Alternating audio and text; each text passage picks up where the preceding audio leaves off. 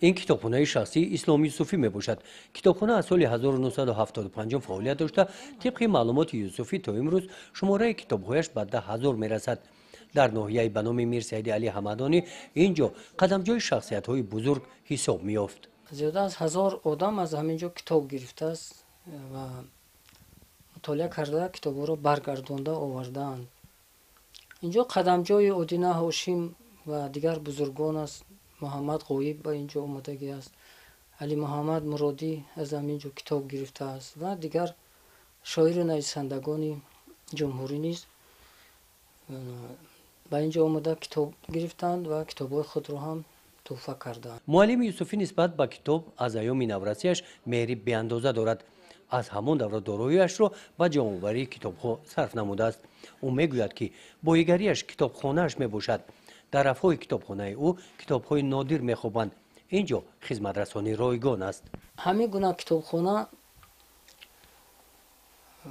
از جهت بایگری در ناحیه همدانی فکرم دیگر نیست و من در دوام همین سالها در محله یکچینور شهر دوشنبه یک کتابخانه تشکیل کردم که زیاده از 3000 کتاب دارد و در دهه جویبادام ناحیه رودکی در خانه پسرم یک کتابخانه دیگر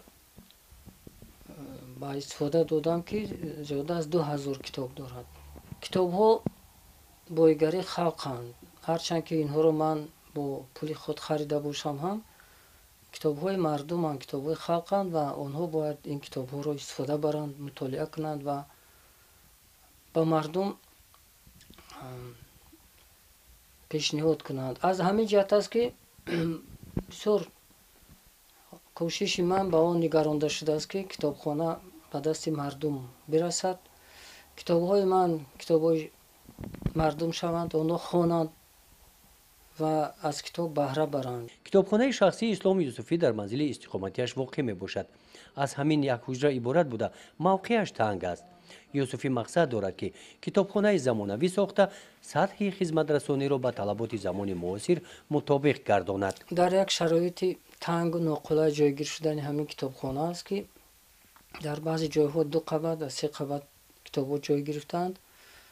مقصد دارم که کتابخانه رو به بیرون حولی برارم و در اونجا یک جای وسیع‌تر و برای آمدن آدم‌ها قلای رو یک کتابخانه برپا کنم که برای استفاده قلای باشد و در ساختمان این کتابخانه که 2 آشیانه باید شود من مبلغ و پول اندک جمع کردم و باز هم کوشش میکنم که از معاش خود از نفقه خود کم و بیش صرفه کرده به همین کتابخانه صرف نمایم و کتابخانه رو برای به عامه خلق خدمت رساندن آماده کنم. اسلام یوسفی میگوید که کتابخانه او شخصی باشد هم این مال جمعیت بوده برای مردم است. گزارش خواجه نظریف خدای نظر ظهوروف از ناحیه میر سید علی حمدانی برای برنامه اطلاعاتی نوید.